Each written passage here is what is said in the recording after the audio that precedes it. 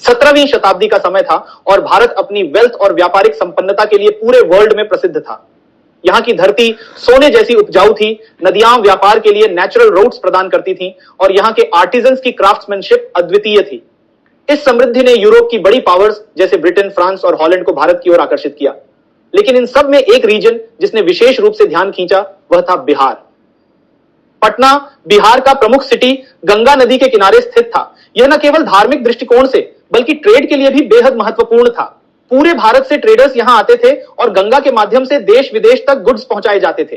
पटना का cotton, silk और खास तौर पर सॉल्ट पीटरे, पोटासियम नाइट्रेट यूरोप के व्यापारियों के लिए बेहद कीमती था।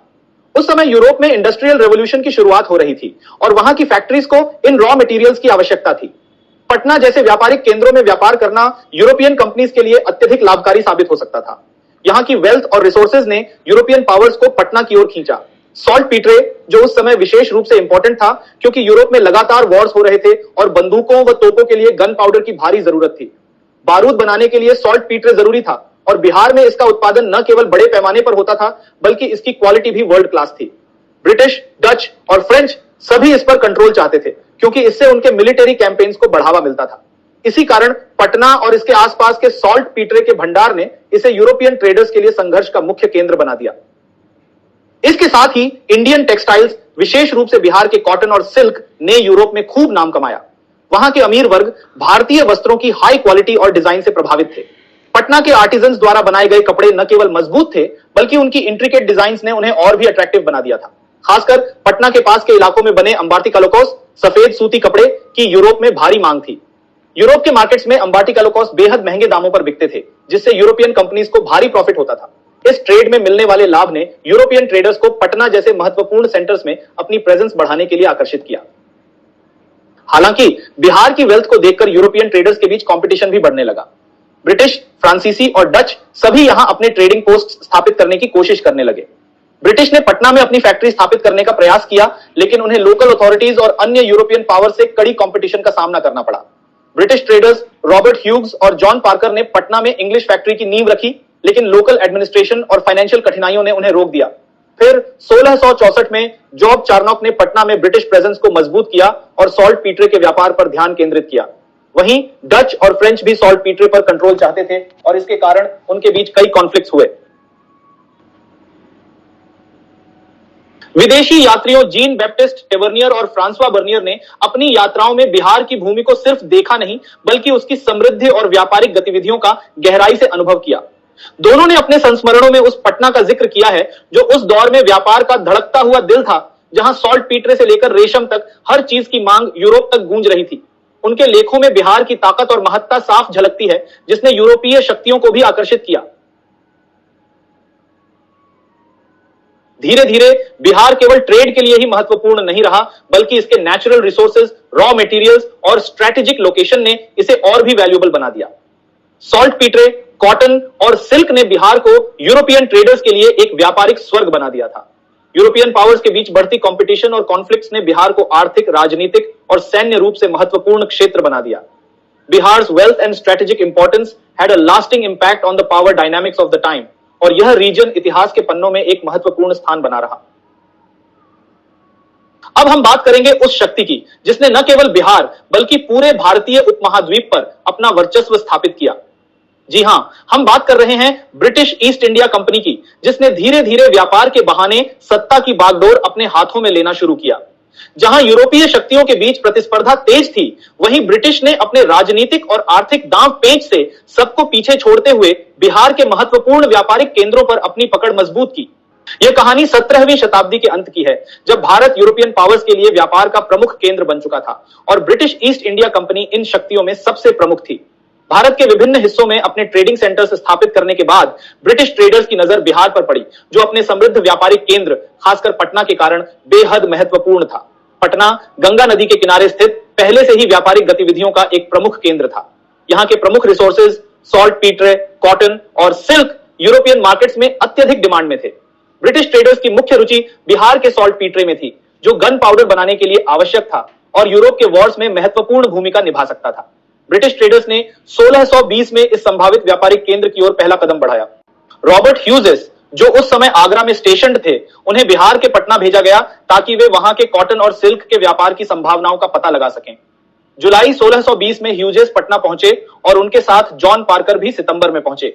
उनका स्वागत बिहार के गवर्नर मुकर्रब खान ने किया, जिन्होंने उन्हें पटना के कोतवाल के ऑफिस के पास एक हाउस किराए पर दिलाया। हालांकि पटना की फैक्ट्री को इकोनॉमिक डिफिकल्टीज का सामना करना पड़ा और 1621 के अंत तक कंपनी ने इसे बंद करने का निर्णय लिया। इसके बाद कई वर्षों तक ट्रेड एफर्ट्स ठप रहे। हालांकि अगस्त 1632 में पीटर मुंडी को पटना भेजा गया ताकि वह सिल्वर और वर्मिलियन के मार्केट्स की खोज कर सके। मुंडी सितंबर 1632 में पटना पहुंचे, लेकिन लोकल गवर्नर अब्दुल्ला खान की कठोरता ने उनके एफर्ट्स को विफल कर दिया और 2 महीने बाद उन्हें खाली हाथ लौटना पड़ा। इस समय के दौरान पटना के व्यापारिक माहौल को एक और प्रमुख घटना ने प्रभावित किया। मुगल सम्राट शाहजहां की प्रिय बेटी जहानारा बेगम एक भयंकर हादसे का शिकार हो गईं। 1644 में उनके कपड़ों में अचानक आग लग गई, जिससे उनका शरीर बुरी तरह झुलस गया। उनकी स्थिति गंभीर हो गई और शाही दरबार में उनके इलाज के लिए सभी एफर्ट्स किए जा रहे थे। उस समय इंग्लिश फिजिशियन गैब्रियल बॉटलर, जो ब्रिटिश ईस्ट इंडिया कंपनी के साथ थे, को इस क्रिटिकल सिचुएशन से निपटने के लिए बुलाया गया। बॉटलर ने मॉडर्न यूरोपियन मेडिकल मेथड्स का उपयोग करके जहानारा का इलाज किया और उनकी देखभाल से वह धीरे धीरे ठीक होने लगी। इस घटना के बाद शाहजहां ने इंग्लिश फिजिशियन और ब्रिटिश ट्रेडर्स के प्रति आभार व्यक्त किया, जिससे कंपनी को बिहार और अन्य क्षेत्रों में ट्रेड करने में अतिरिक्त लाभ मिला। इस घटना ने दिखाया कि ब्रिटिश ट्रेडर्स ने भारतीय उपमहाद्वीप में अपनी पकड़ मजबूत करने के लिए मेडिकल और सोशल रिलेशनशिप्स का भी उपयोग किया। ब्रिटिश व्यापारियों का इन्फ्लुएंस पटना में धीरे धीरे बढ़ता गया, लेकिन उनकी स्थायी उपस्थिति को सशक्त बनाने का वास्तविक प्रयास 1664 में हुआ, जब जॉब चार्नॉक को पटना में ब्रिटिश फैक्ट्री का चीफ नियुक्त किया गया। चार्नॉक, जो अपनी डिटर्मिनेशन और साहस के लिए जाने जाते थे, ने पटना में ब्रिटिश ट्रेड को बढ़ाने के लिए तेजी से काम किया। उनका मुख्य फोकस पटना के प्रमुख व्यापारिक रिसोर्स सॉल्ट पीटरे पर था, जो यूरोप में गन पाउडर बनाने के लिए आवश्यक था और उस समय बहुत डिमांड में था। चार्नॉक ने सॉल्ट पीटरे के ट्रेड को एग्रेसिवली बढ़ाने के लिए स्ट्रेटेजिक कदम उठाए और इस व्यापार पर अपनी पकड़ को मजबूत किया।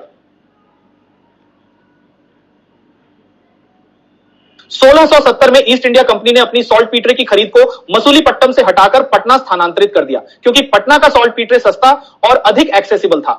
इस कदम से ब्रिटिश ट्रेड को पटना में और सशक्त बनाने में मदद मिली। इस समय तक चार्नॉक के नेतृत्व में पटना में ब्रिटिश ट्रेड तेजी से बढ़ रहा था।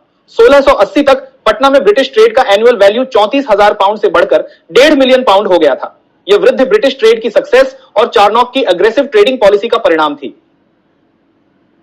हालांकि इस दौरान चार्नॉक को कई चैलेंजेस का सामना करना पड़ा। 1680 के दशक में पटना में ब्रिटिश ट्रेडर्स और लोकल अथॉरिटीज तथा अन्य यूरोपियन ट्रेडर्स के बीच टेंशंस बढ़ने लगे।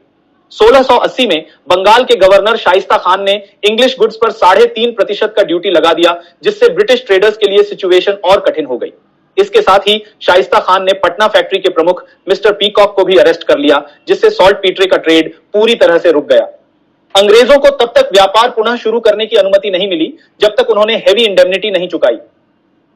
1684 में लंबी नेगोशिएशंस के बाद फॉरेन ट्रेडर्स पर लगाए गए रिस्ट्रिक्शंस को हटा दिया गया, जिससे ब्रिटिश ट्रेडर्स को फिर से ट्रेड करने का अवसर मिला। हालांकि पटना में व्यापारिक गतिविधियां फिर से शुरू होने के बाद भी टेंशंस खत्म नहीं हुए। 1686 में जॉब चार्नॉक, जो अब कासिम बाजार फैक्ट्री से ऑपरेट कर रहे थे, ने हुगली में प्लंडर किया और बढ़ते टेंशन से बचने के लिए अपने बेस को रिलोकेट कर लिया। चार्नॉक ने बंगाल और बिहार में ब्रिटिश ट्रेड को सुदृढ़ करने के लिए कई साहसिक कदम उठाए, लेकिन उनके एक्शंस ने लोकल अथॉरिटीज और अन्य यूरोपियन ट्रेडर्स के साथ कॉन्फ्लिक्ट्स को और बढ़ा दिया। इस दौरान पटना में ब्रिटिश ट्रेड ने कई अप्स एंड डाउन्स देखे, लेकिन चार्नॉक की अग्रेसिव पॉलिसीज ने ब्रिटिश ट्रेड को अंततः एक स्थायी आधार पर खड़ा कर दिया। उनके लीडरशिप में पटना में ब्रिटिश ट्रेडिंग एक्टिविटीज और मजबूत होती चली गईं, जो ब्रिटिश ईस्ट इंडिया कंपनी की पावर और इन्फ्लुएंस के विस्तार में एक महत्वपूर्ण चरण था। चार्नॉक के समय के दौरान ब्रिटिश ट्रेडर्स ने केवल ट्रेड फ्रंट पर ही नहीं, बल्कि लोकल पॉलिटिकल लैंडस्केप में भी अपनी प्रेजेंस को स्ट्रेंथन करना शुरू किया। इस काल में बंगाल और बिहार जैसे क्षेत्रों में बढ़ती इंस्टेबिलिटी ने ब्रिटिश ट्रेडर्स के लिए नए अपॉर्चुनिटीज पैदा किए। औरंगजेब की डेथ के बाद मुगल एम्पायर कमजोर पड़ गया और लोकल नवाब्स और रूलर्स के साथ सीधे व्यापारिक संबंध स्थापित करना ब्रिटिशों के लिए आसान हो गया। सॉल्ट पीटरे के ट्रेड पर कंट्रोल और लोकल अथॉरिटीज के साथ लगातार बातचीत ने पटना में ब्रिटिश प्रेजेंस को और भी स्ट्रांग बना दिया। इसके साथ ही चार्नॉक के लीडरशिप में ब्रिटिश ट्रेडर्स ने पटना के अन्य महत्वपूर्ण व्यापारिक रिसोर्सेज जैसे कॉटन और सिल्क के ट्रेड को भी एक्सपैंड किया, जिससे कंपनी की इकोनॉमिक पोजीशन और मजबूत हो गई। 1717 में ब्रिटिश ईस्ट इंडिया कंपनी ने मुगल एम्परर फर्रुखसियार से एक महत्वपूर्ण फरमान प्राप्त किया जिसने कंपनी के व्यापारिक अधिकारों को अत्यधिक बढ़ावा दिया। इस फरमान के तहत कंपनी को बंगाल, बिहार और ओडिशा में ड्यूटी फ्री व्यापार करने का अधिकार मिला। यह फरमान अंग्रेज व्यापारियों के लिए एक बड़ा वरदान था क्योंकि इससे उन्हें दस्तक मिला जो उन्हें बिना शुल्क दिए व्यापार करने की अनुमति देता था। ब्रिटिश मर्चेंट्स ने इस फरमान और दस्तक का पूरा लाभ उठाया। फरमान के कारण कंपनी के व्यापारी गुड्स और प्रोडक्ट्स को मुगल साम्राज्य के भीतर फ्रीली इंपोर्ट और एक्सपोर्ट कर सकते थे, जबकि अन्य व्यापारी उच्च करों का भुगतान करने को मजबूर थे। यह ब्रिटिश ट्रेडर्स को एक विशिष्ट लाभ प्रदान करता था जिससे उनके व्यापारिक प्रतिद्वंद्वी जैसे डच और फ्रेंच व्यापारियों के साथ उनके संबंध और अधिक तनावपूर्ण हो गए। फर्रुखसियार के इस फरमान ने ब्रिटिश ईस्ट इंडिया कंपनी को भारतीय व्यापार पर एक प्रकार का एकाधिकार दिला दिया, जिसने उन्हें स्थानीय और अन्य विदेशी व्यापारियों पर व्यावसायिक प्रभुत्व स्थापित करने में मदद की। दस्तक का गलत इस्तेमाल भी होने लगा, जिसमें ब्रिटिश व्यापारी स्थानीय व्यापारियों की मदद से अपने निजी सामान को भी कर मुक्त व्यापार के अंतर्गत ले जाते थे। इससे स्थानीय शासक और व्यापारी नाराज हो गए, लेकिन ब्रिटिश ट्रेडर्स अपनी शक्ति और प्रभाव को बढ़ाने में सफल रहे। 1732 में ब्रिटिश फैक्ट्री में एक महत्वपूर्ण मोड़ आया जब एच कोल को पटना फैक्ट्री का प्रमुख नियुक्त किया गया। यह एक समय था जब ब्रिटिश ट्रेड का एक्सपेंशन तेजी से हो रहा था, लेकिन इसके साथ ही करप्शन और व्यापारिक धोखाधड़ी की घटनाएं भी सामने आने लगी। एच कोल पर लोकल मर्चेंट्स, विशेषकर प्रभावशाली व्यापारी ओमीचंद के साथ धोखाधड़ी करने के गंभीर आरोप लगे। इस दौरान एच कोल ने व्यापारिक लेन देन में अनियमितताएं की, जिससे कंपनी को फाइनेंशियल नुकसान उठाना पड़ा। कंपनी को इस स्थिति से निपटने के लिए कदम उठाना पड़ा और 1738 में एच कोल को उनके पद से हटा दिया गया। एयर को एच कोल की जगह पर नियुक्त किया गया, लेकिन स्थिति और जटिल हो गई जब एच कोल बिना हिसाब किताब किए फोर्ट सेंट जॉर्ज भाग गए। भागने से कंपनी की रेपुटेशन को ठेस पहुंची और ब्रिटिश अथॉरिटीज को स्थिति को सुधारने के लिए कड़े कदम उठाने पड़े। यह समय ब्रिटिश ईस्ट इंडिया कंपनी के व्यापारिक संघर्षों का था, जिसमें कंपनी को न केवल स्थानीय व्यापारियों से बल्कि अन्य यूरोपियन पावर से भी संघर्ष करना पड़ रहा था। 1739 में ब्रिटिश और डच व्यापारियों के बीच सॉल्ट पीटरे के व्यापार को लेकर टेंशंस बढ़ गया। पटना के सॉल्ट पीटरे का व्यापार अत्यधिक लाभदायक था और डच मर्चेंट्स ने ब्रिटिशों के साथ खरीदे गए सॉल्ट पीटरे के स्टॉक पर जबरदस्ती कब्जा कर लिया। इसने दोनों यूरोपियन पावर्स के बीच व्यापारिक टेंशंस को और बढ़ा दिया।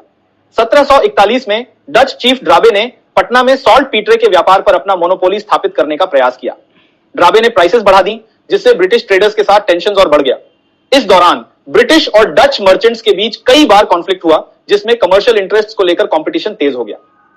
अंततः 1744 में डच, ब्रिटिश और फ्रेंच कंपनीज के बीच एक अंडरस्टैंडिंग हुआ। इस समझौते में सॉल्ट पीटर की प्राइसेस तय की गई, जिससे कमर्शियल टेंशंस कुछ हद तक कम हुआ। हालांकि इस अग्रीमेंट के बाद भी यूरोपियन पावर्स के बीच ट्रेड राइवलरी जारी रही। सॉल्ट पीटरे का ट्रेड अत्यधिक लाभदायक था और इस पर कंट्रोल पाने के लिए सभी यूरोपियन पावर्स संघर्षरत थीं। 1739 में एक और महत्वपूर्ण घटना ने इंडियन सबकॉन्टिनेंट को हिला दिया। नादिर शाह, जो ईरान का एक दुस्साहसी वॉरियर और शासक था, ने दिल्ली पर इन्वेजन किया। नादिर शाह का आक्रमण इंडियन हिस्ट्री की सबसे भयानक घटनाओं में से एक था, जिसने पूरे मुगल एम्पायर को कमजोर कर दिया। नादिर शाह के हमले ने न केवल दिल्ली को बुरी तरह लूटा, बल्कि इसने पूरे भारत में फियर और अराजकता फैला दी। बिहार, जो उस समय मुगल एम्पायर के अधीन था, भी इस अराजकता से प्रभावित हुआ। इस हमले ने पूरे क्षेत्र में कमर्शियल एक्टिविटीज को डिसरप्ट कर दिया और ट्रेड रूट्स को अस्थिर कर दिया। ब्रिटिश मर्चेंट्स ने इस अवसर का लाभ उठाया। नादिर शाह के आक्रमण ने मुगल एम्पायर को कमजोर कर दिया और लोकल नवाब्स और मर्चेंट्स के साथ व्यापारिक संबंध बनाने के लिए ब्रिटिशों को और अधिक अपॉर्चुनिटीज प्रदान किए। मुगल सत्ता की कमजोरी ने ब्रिटिश ट्रेडर्स के लिए नए डोर्स खोले, जिससे बिहार और बंगाल में व्यापारिक और पॉलिटिकल इन्फ्लुएंस को और अधिक मजबूत किया गया। 1757 में प्लासी के युद्ध ने पूरे इंडियन सबकॉन्टिनेंट में ब्रिटिश सत्ता की नींव रखी। इस युद्ध में रॉबर्ट क्लाइव की विक्ट्री ने ब्रिटिश ईस्ट इंडिया कंपनी को बंगाल और बिहार पर फुल कंट्रोल प्रदान किया। यह ब्रिटिशों के लिए एक डिसाइसिव मोमेंट था, क्योंकि इस जीत ने न केवल व्यापारिक बल्कि पॉलिटिकली भी शक्ति प्रदान की। प्लासी की जीत के बाद ब्रिटिशों ने बंगाल और बिहार में सत्ता को मजबूत करने के लिए तेजी से कदम उठाए। प्लासी के बाद पटना फैक्ट्री को फिर से एस्टैब्लिश किया गया। पियर्स के लीडरशिप में फैक्ट्री ने ट्रेड एक्टिविटीज को पुनर्जीवित किया। इसके साथ ही वॉट्स ने बंगाल के नवाब से परवाना प्राप्त किया, जिससे ब्रिटिशों को ऑफिशियली सॉल्ट पीटरे के व्यापार का अधिकार मिल गया। यह परवाना ब्रिटिश मर्चेंट्स के लिए अत्यधिक महत्वपूर्ण था, क्योंकि इससे लोकल पॉलिटिकल सपोर्ट और प्रोटेक्शन मिला, जिससे ट्रेड सुचारू रूप से चल सके। 1760 और 1770 के दशक में ब्रिटिशों ने बिहार में ट्रेड और पॉलिटिकल डोमिनेंस को और मजबूत किया। पटना फैक्ट्री न केवल ट्रेड का एक महत्वपूर्ण केंद्र बनी, बल्कि कमर्शियल नेगोशिएशंस, कॉन्फ्लिक्ट रेजोल्यूशन और पॉलिटिकल कंट्रोल का एक प्रमुख सेंटर भी बन गई। ब्रिटिशों ने धीरे धीरे पटना में ट्रेड पर कब्जा कर लिया और बिहार और उसके आसपास के क्षेत्रों में एडमिनिस्ट्रेटिव कंट्रोल भी स्थापित किया। ब्रिटिशों ने ट्रेड और पॉलिटिकल इंफ्लुएंस को बढ़ाने के लिए लोकल रूलर्स और अन्य यूरोपियन पावर्स के साथ लगातार संघर्ष किया। व्यापारिक प्रतिस्पर्धा के अलावा ब्रिटिशों को लोकल नवाब्स और मर्चेंट्स के साथ भी कई कॉन्फ्लिक्ट्स का सामना करना पड़ा। धीरे धीरे एग्रेसिव ट्रेडिंग और पॉलिटिकल स्ट्रेटजीज के माध्यम से सभी चैलेंजेस पर विजय प्राप्त की गई। 18वीं शताब्दी के अंत तक ब्रिटिशों ने बिहार को कमर्शियल स्ट्रगल से निकालकर एम्पायर के एक मजबूत हिस्से में बदल दिया। प्रारंभिक संघर्ष, यूरोपियन राइवल्स के साथ हुए टकराव और स्ट्रेटेजिक ट्रेडिंग विक्टरीज ने ब्रिटिशों को बिहार में सुप्रीम पावर बना दिया। बिहार का व्यापारिक और पॉलिटिकल लैंडस्केप हमेशा के लिए बदल गया और ब्रिटिश ईस्ट इंडिया कंपनी ने इसे एम्पायर का एक अभिन्न हिस्सा बना लिया। इस समय तक ब्रिटिशों ने पटना और बिहार में सत्ता को परमानेंटली स्थापित कर लिया। अब बात करते हैं पोर्चुगीज की। 16वीं शताब्दी की शुरुआत में जब यूरोप में नई नई भौगोलिक खोजें हो रही थीं, पोर्चुगीज भारत पहुंचने वाले सबसे पहले यूरोपीय थे। उनकी 1498 में समुद्री यात्रा ने भारत के पश्चिमी तटीय क्षेत्रों में उन्हें प्रमुख स्थान दिलाया और गोवा जैसे स्थलों पर उन्होंने अपनी मजबूत पकड़ बनाई। वास्को डी गामा की यात्रा के बाद पोर्चुगीज ने भारत के पश्चिमी तट पर धीरे धीरे अपने व्यापारिक साम्राज्य की नींव रखी। उनके व्यापारिक हित मुख्य रूप से मसालों, रेशम और अन्य बहुमूल्य वस्तुओं पर केंद्रित थे, जो यूरोप के बाजारों में बहुत उच्च कीमतों पर बिकती थीं। हालांकि पोर्चुगीज मुख्य रूप से समुद्री मार्गों पर केंद्रित थे, लेकिन जैसे जैसे उनका प्रभाव बढ़ा, उनकी नजरें भारत के अन्य क्षेत्रों की ओर भी मुड़ी। 16वीं शताब्दी के अंत और 17वीं शताब्दी की शुरुआत में जब यूरोपीय शक्तियों ने बिहार के सॉल्ट पीटरे की अपार संभावनाओं को पहचाना, पोर्चुगीज ने भी इस व्यापार में प्रवेश करने का प्रयास किया। बिहार का सॉल्ट पीटरे, जो यूरोप में बारूद बनाने के लिए आवश्यक था, यूरोप में हो रहे लगातार युद्धों के लिए एक महत्वपूर्ण संसाधन था और पोर्चुगीज जानते थे कि अगर वे इस व्यापार में सफलता हासिल करते हैं तो उनके व्यापारिक साम्राज्य को और मजबूती मिल सकती है। पटना, जो गंगा नदी के किनारे स्थित था, उस समय व्यापार का प्रमुख केंद्र बन चुका था। बिहार के पटना और इसके आसपास के इलाकों में कपास, रेशम और विशेष रूप से सॉल्ट पीटरे का व्यापार चरम पर था। पोर्चुगीज व्यापारियों ने महसूस किया कि यदि वे यहां व्यापारिक संबंध स्थापित करते हैं तो उन्हें यूरोप में बढ़ते युद्धों के बीच बहुत फायदा हो सकता है। हालांकि पोर्चुगीज व्यापारियों के लिए यह उतना आसान नहीं था जितना उन्होंने सोचा था। बिहार में पहले से ही ब्रिटिश और डच व्यापारियों की मजबूत पकड़ थी और पोर्चुगीज के पास समुद्री व्यापार में महारत होने के बावजूद आंतरिक क्षेत्रों में उस स्तर का प्रभाव नहीं था। जब पोर्चुगीज व्यापारियों ने बिहार के बाजारों में प्रवेश किया तो उन्होंने स्थानीय व्यापारियों और शासकों के साथ व्यापारिक संबंध बनाने का प्रयास किया। पोर्चुगीज जहाज, जो पश्चिमी तटीय बंदरगाहों से मसाले और रेशम लेकर चलते थे, अब बिहार के सॉल्ट पीटरे की तलाश में यहां आए। उनके व्यापारी पटना के बाजारों में रेशम, मसालों और अन्य वस्त्रों का व्यापार करने लगे, लेकिन उनकी असली रुचि सॉल्ट पीटरे पर केंद्रित थी, जो बारूद का प्रमुख घटक था और यूरोप में युद्धरत देशों के लिए अत्यंत महत्वपूर्ण था। हालांकि पोर्चुगीज व्यापारियों ने इस व्यापार में घुसने की कोशिश की, उन्हें कई चुनौतियों का सामना करना पड़ा। ब्रिटिश ईस्ट इंडिया कंपनी और डच ईस्ट इंडिया कंपनी पहले से ही बिहार के सॉल्ट पीटरे के व्यापार पर अपना नियंत्रण स्थापित कर चुकी थी। ब्रिटिश और डच व्यापारियों ने स्थानीय नवाबों और शासकों के साथ मजबूत संबंध बना लिए थे, जिससे पोर्चुगीज को बिहार में प्रवेश करने में कठिनाई हो रही थी।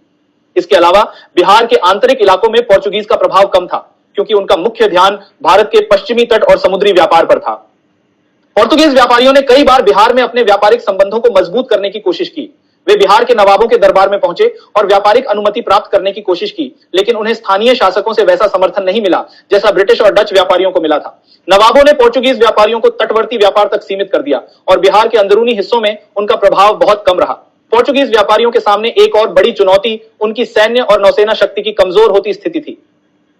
17वीं शताब्दी के मध्य तक डच और ब्रिटिश शक्तियों ने भारतीय महासागर के व्यापार पर अपनी पकड़ मजबूत कर ली थी। गोवा और अन्य तटीय क्षेत्रों में पोर्चुगीज को लगातार अंग्रेजी और डच हमलों का सामना करना पड़ रहा था। इससे उनका व्यापारिक साम्राज्य कमजोर हो रहा था और वे बिहार जैसे आंतरिक क्षेत्रों में अपने व्यापारिक केंद्रों को विकसित करने में असफल रहे।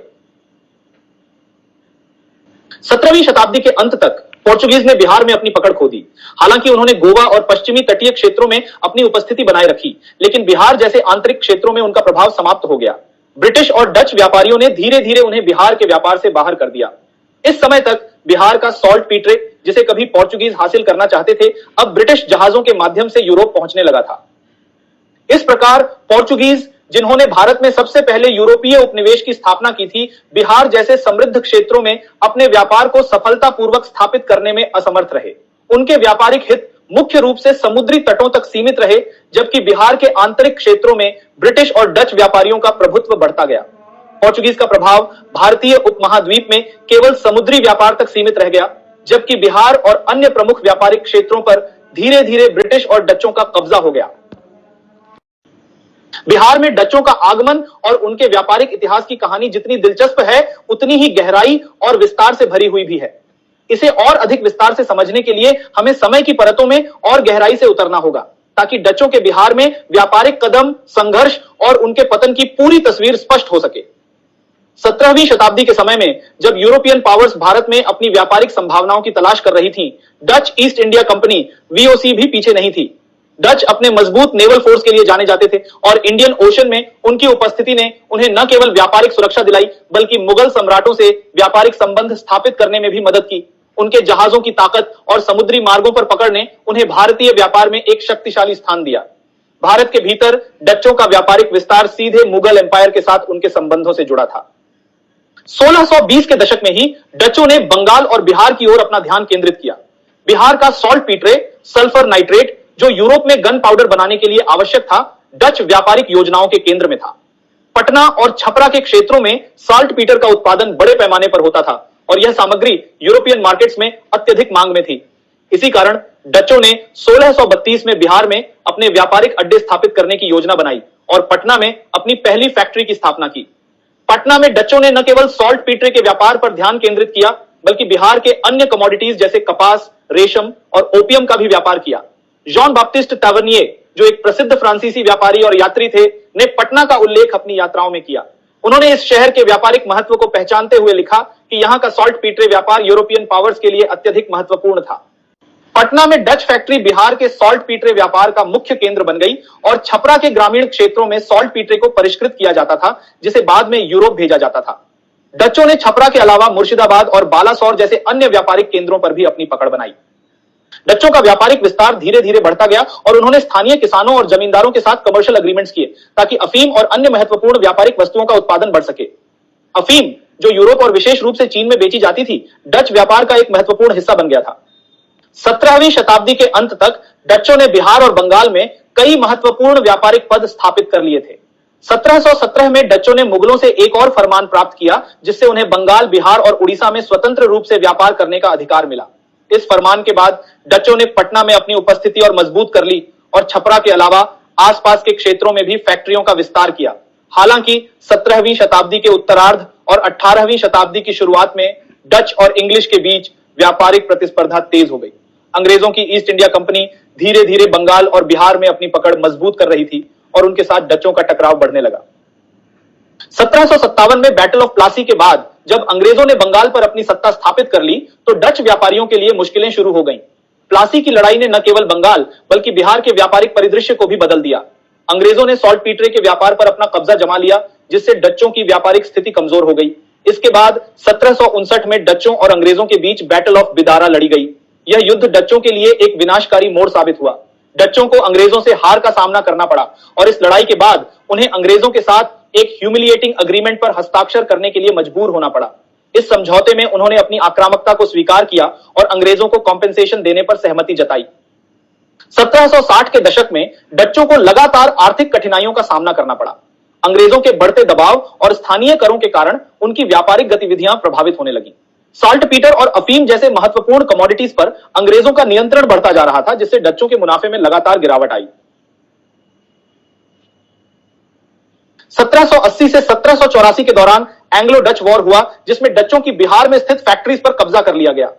4 जुलाई 1781 को पटना की डच फैक्ट्री इंग्लिश के कब्जे में आ गई, लेकिन 1784 के पीस सेटलमेंट के बाद डचों ने फिर से अपनी फैक्ट्री वापस पा ली, परंतु अब उनका ट्रेड कमजोर हो चुका था। 1795 में फ्रैंको डच वॉर के चलते इंडिया में डच पोजेशंस को इंग्लिश प्रोटेक्शन में लाया गया। 1817 में डचों ने पटना की फैक्ट्री को फिर से प्राप्त किया, लेकिन अब तक उनकी कमर्शियल स्थिति लगभग समाप्त हो चुकी थी। अंततः 1824-25 में सभी डच पोजेशंस इंग्लिश कंट्रोल में चली गईं और बिहार में डचों का कमर्शियल डोमिनेंस समाप्त हो गया। बिहार में डचों की उपस्थिति का इतिहास ट्रेड कॉन्फ्लिक्ट्स, पॉलिटिकल स्ट्रगल्स और अंततः डिक्लाइन की कहानी है। प्रारंभ में उन्होंने सॉल्ट पीटरे और ओपियम के ट्रेड के माध्यम से प्रॉस्पेरिटी पाई, लेकिन इंग्लिश के बढ़ते प्रभुत्व और लोकल पॉलिटिकल स्ट्रगल्स के चलते वे धीरे धीरे कमजोर होते चले गए। फ्रांसीसी ईस्ट इंडिया कंपनी की स्थापना 1667 में हुई, जिसके साथ इंडिया में उनके कॉलोनियल और व्यापारिक एक्सपेंशन की शुरुआत हुई। इस विस्तार की पहली बड़ी सफलता 1674 तक पांडिचेरी में फ्रांसीसी कंट्रोल स्थापित होने के रूप में सामने आई। पांडिचेरी के बाद फ्रांसीसी व्यापारियों ने माहे, कारिकाल और अन्य स्थानों पर अपनी पकड़ बनाई, जिससे उनका प्रभाव और भी व्यापक हो गया। इसी दौरान बंगाल में भी फ्रांसीसियों ने चंद्रनगर में एक फैक्ट्री स्थापित की, जो उनके व्यापारिक ऑपरेशंस का मुख्य सेंटर बन गया। हालांकि पटना में फ्रांसीसी फैक्ट्री के बारे में दस्तावेजी साक्ष्य 1730 के दशक से मिलते हैं, जिसमें 29 जनवरी 1738 को कलकत्ता से फ्रेंच कोर्ट को भेजे गए एक लेटर का उल्लेख है। इस पत्र में पटना से सॉल्ट पीटरे प्राप्त करने की बात कही गई थी, जिससे यह स्पष्ट होता है कि उस समय पटना फ्रांसीसी व्यापार का एक महत्वपूर्ण सेंटर बन चुका था। इसके अलावा यह भी साबित करता है कि बिहार में फ्रांसीसियों की प्रेजेंस कितनी महत्वपूर्ण थी। जैसे जैसे सॉल्ट पीटरे का ट्रेड बढ़ने लगा, पटना में व्यापारिक प्रतिद्वंद्विता भी तेज हो गई। फ्रेंच, इंग्लिश और डच व्यापारी इस लाभदायक व्यापार को कंट्रोल करना चाहते थे। इस प्रतिस्पर्धा ने धीरे धीरे कॉन्फ्लिक्ट का रूप लिया, जिसमें फ्रांसीसी प्रमुख ने गुप्त रूप से सॉल्ट पीटरे की बिक्री के कॉन्ट्रैक्ट्स किए, जिससे इंग्लिश के साथ टेंशंस बढ़ गए। 1737 में मिर्चा रिवर के मुहाने पर नेविगेशन संबंधी समस्याओं पर इंग्लिश ने फ्रांसीसी और डच व्यापारियों के साथ मिलकर चर्चा की, लेकिन यह विवाद प्रतिद्वंद्विता के कारण हल नहीं हो सका। यह टकराव व्यापारिक एक्टिविटीज में रुकावटें पैदा करने लगा। इसी बीच बंगाल के नवाब अली वर्दी खान ने ऑस्ट्रियन सक्सेशन वॉर के दौरान न्यूट्रलिटी बनाए रखी, जिससे बंगाल और बिहार उस समय के कॉन्फ्लिक्ट से बच गए। लेकिन नवाब सिराज उद दौला के सत्ता में आने के बाद इंग्लिश और फ्रांसीसियों के बीच टेंशंस और बढ़ गईं। मार्च 1757 में इंग्लिश ने चंद्रनगर पर कब्जा कर लिया, जो फ्रांसीसी व्यापार के लिए एक अपूरणीय आघात साबित हुआ। इसके तुरंत बाद अप्रैल 1757 में फ्रांसीसी प्रमुख एम लॉ को बंगाल छोड़ने के लिए मजबूर होना पड़ा, जिससे फ्रांसीसी व्यापारिक पावर कमजोर पड़ गई। इसके बाद एंग्लो फ्रेंच वॉर्स का प्रभाव फ्रांसीसी व्यापार पर और गहराई से पड़ा। 1760 में वांडी वॉश की लड़ाई में ब्रिटिश आर्मी ने फ्रेंच फोर्सेस को हरा दिया। इस हार के परिणाम स्वरूप 1763 में ट्रीटी ऑफ पेरिस हुई, जिसने फ्रांसीसियों की स्थिति को और कमजोर कर दिया। हालांकि इस ट्रीटी के तहत उन्हें उनके खोए हुए क्षेत्र वापस मिले, लेकिन नए क्षेत्रों में फोर्टिफिकेशंस या पॉलिटिकल इन्फ्लुएंस स्थापित करने की अनुमति नहीं दी गई।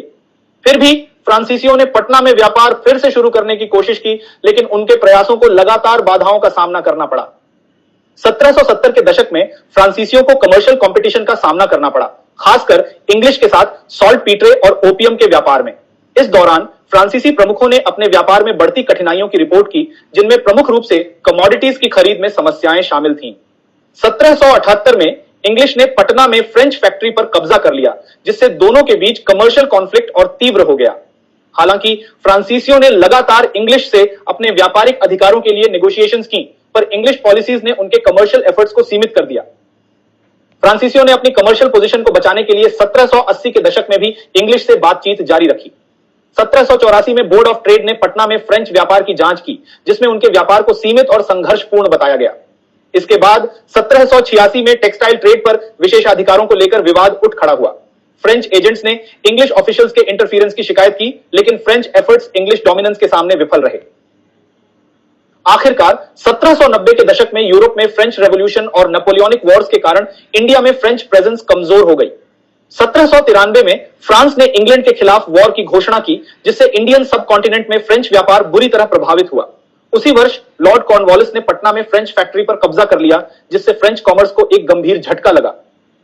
अंततः 1814-15 तक इंडियन पॉलिटिक्स और ट्रेड में फ्रेंच इंफ्लुएंस पूरी तरह समाप्त हो चुका था।